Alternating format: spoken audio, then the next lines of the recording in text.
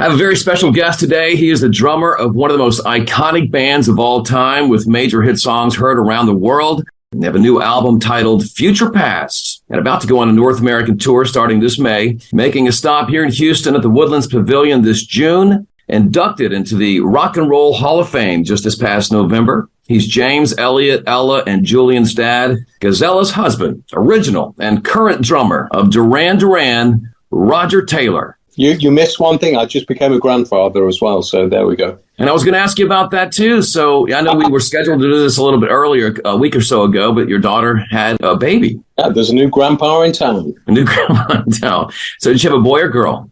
She had a little girl, actually. And mom and baby are doing fine? All good, all good. Yeah, they're over the trauma. You know, it's always trauma, but... exciting trauma, I guess. They always think it's going to be like wine and roses. And So you grew up in England, obviously, started playing drums around age 12, played in several local bands as a teenager. Can you briefly share, during those years, how you met up with and you guys formed the band Duran Duran, how it came to be? Well, I grew up in Birmingham, and I decided very early on that I wanted to be a musician.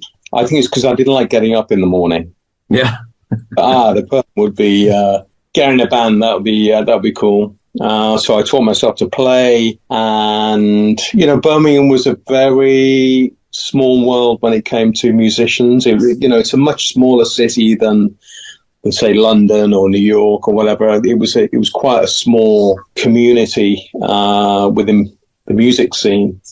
So we all kind of got to hear about each other through friends of friends. And I got a call from the then singer of Duran Duran, a guy called Andy Wickett. Says, do you want to come and sit in with the band, see how you get on? And I said, yeah, okay, I'll give it a try. And I was in. I got in. Excellent. Now, when you say you taught yourself to play drums, were you one of those that had like pots and pans and buckets and that sort of thing as a kid? You're exactly right. Yeah, I used to use my pots and pans out of the kitchen. My mum used to like knitting. I don't know if in those days, all the mums, they used to occupy themselves with a bit of knitting. Yeah. I stole my mum's knitting needles and got the pots and pans in the kitchen, and that's how I started. That had to be loud, using metal knitting needles. Exactly, yeah, on pots, yeah. So I was driving everyone crazy with that. At that point. And then I just saved up I used to get a bit of pocket money every week, and I saved it up, and I got my first drum kit. That's very cool. I remember the day when my son, Santa brought his first drum kit when he was young, and we couldn't get him off. We couldn't peel him away from those drums ever again. My son's name is Dakota. He started playing around the same age as you. Like I said, always enjoy talking with drummers. He was influenced for various reasons by different drummers like Neil Peart, Tommy Lee, Kenny Aronoff, John Bonham, Levon Helm, Ringo Starr, all those guys. Who would you say were some of your early influences that were they drummers or were they bands? I think bands, first of all. I was a huge music fan. And the great thing about growing up in Birmingham was that it's the second city in the UK. It's the second largest city. So every band that was on tour would come through Birmingham, and they'd play at a place called the Town Hall, or the Odeon was the other venue there. So I got to see all these amazing bands, and I love Roxy music. I love Bowie. I love Led Zeppelin. I love John Bonham, the way he played. And then I kind of went through the punk thing, and I listened to the Sex Pistols and the Clash. Mm-hmm. Great drummers. And then I was introduced to soul and disco music. So I had all these very desperate kind of influences coming at me. Also, my older brother was into Tamla Motown, so that was constantly playing in the house. So I had all these amazing different influences coming from different directions. Charlie Watts as well. I loved drummers that serve the song and serve the band rather than I didn't like drummers particularly. It wasn't my scene. Drummers that were doing like half-hour long drum solos. I like groove drummers and drummers that really play for the song. A lot of Duran Duran's music has very heavy drum influence. A lot of times some bands have drums that just fall in the back, but I think with your drumming, it's taken a spotlight many times throughout the history of the band. Yeah, you can usually recognize the song by the drums, actually. With a lot of the early Duran songs, they start with some kind of drum intro. Right. I'm very fortunate that period in the 80s was all about big drums. It was all about drum sounds and huge gated reverb. Exactly, yeah, lots of tom-toms, and I was very lucky to start playing in the era that where drums were very, very important, and they were really featured in all the 80s records, I think. I mean, if you listen to the records that someone like Phil Collins was making at that time, for sure, the drums and the drum sound and the, as I said, the gated reverb. And then, of course, you mentioned the 80s. I mean, that's the band, so you guys were all playing together, and then the 80s came along and the band exploded. Hungry Like a Wolf, Wild Boys, The Reflex, Something I Should Know, Rio, and Notorious. And this is pretty cool. The only James Bond theme to hit number 1 on the charts with A View to a Kill in 85. That was super cool. Any songs that you particularly enjoy playing still today more than any other? Any that stand out to you that are just more fun to play? Well, I do love playing View to a Kill, actually. I think that's it's a pretty dynamic drum part. And again, that's very recognizable. And it really brings me back to what a great moment that was. I mean, to get to play on a James Bond theme and to sit cinema and hear you all playing coming out of the movie theater sound system was incredible. And we all grew up on Bond, in a very grey time in England. You'd go to the cinema and watch the Bond movies, and it was just took you somewhere else. It was a real escapism for us. So to actually get asked to play on the song for the movie was quite incredible. So I love playing that. I love Ordinary World, actually, because that's very different from anything else that we play. Everything else is pretty upbeat and all about danceability, but that's a real slow.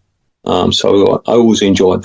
Sold out major venues throughout your career, Wembley Arena, Madison Square Garden, many others. It just had to be a whirlwind of a life at that time. I don't know if you were doing bus tours or you were doing all fly dates, even if you guys got on a bus and toured around, or just what it was like for a band at that level in those days.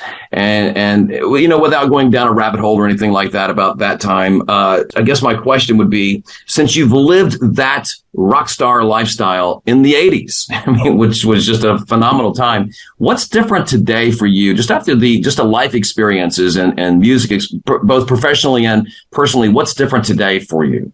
Well, I think we definitely pace ourselves a little bit more. Our tours were crazy in those days, and an American tour could go on for months. Yeah. At a time, and it was before the digital world, so we didn't have cell phones, we didn't have computers, we didn't have iPads or whatever. So keeping in touch was very difficult. I mean, my parents have still got postcards that I used to send to America. Hey, cool. How you doing? Yeah, we've just had a really good few weeks. I'm in San Francisco or whatever.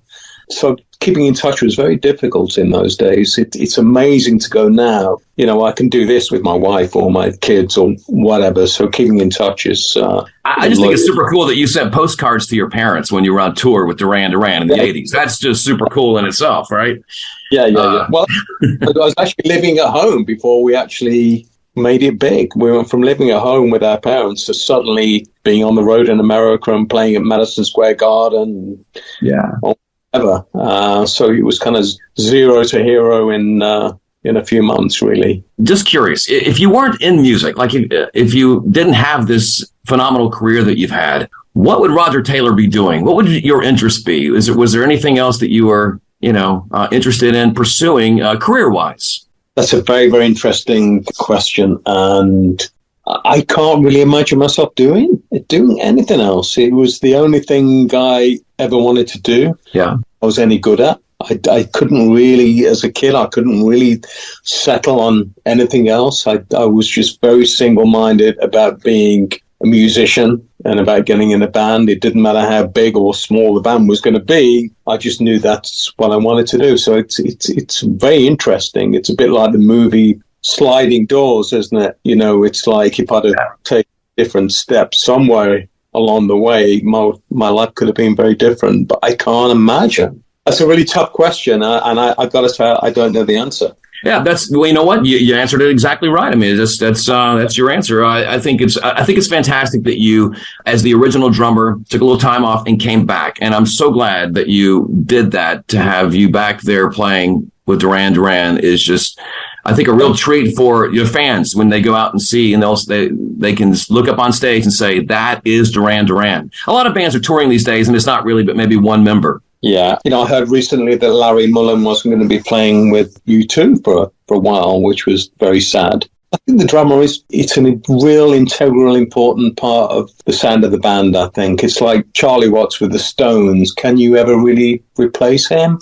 I don't know, because he had that real kind of lope. He had a real certain way of playing, which only Charlie Watts could seem to do. So I really hope that, same with you too, I think Larry's very important to the sound of the band, and I really hope that he comes back. And as are you to Duran Duran, but you have your own finesse and style and everything, you know. So yes, of course, they could get a fill-in to sit up there and play and all that. It could be fantastic, right? Great drum, but having the original, I think that there's just something special about that fans do, even if it's a subconscious level. It comes through, in my opinion.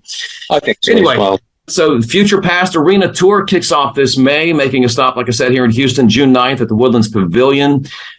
Special guest, I mean, this is so cool, Bastille and Nile Rodgers of CHIC. I mean, I've got to ask you, Nile Rodgers, what a legend. Do you ever stand like over on the side of the stage and just watch?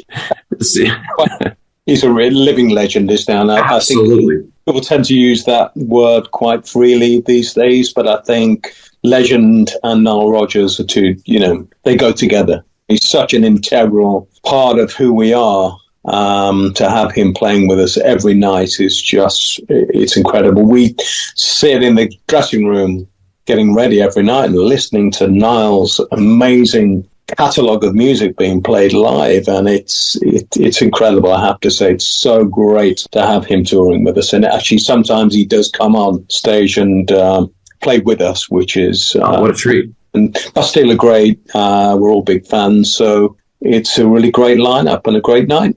Well, hey, listen, Roger, thanks so much for taking some time. Where are you right now, by the way? In London. You're in London. Okay. Really a pleasure to talk with you a bit. I really enjoyed it. Hope you have a great tour. Great. Thank you. Thanks for your time.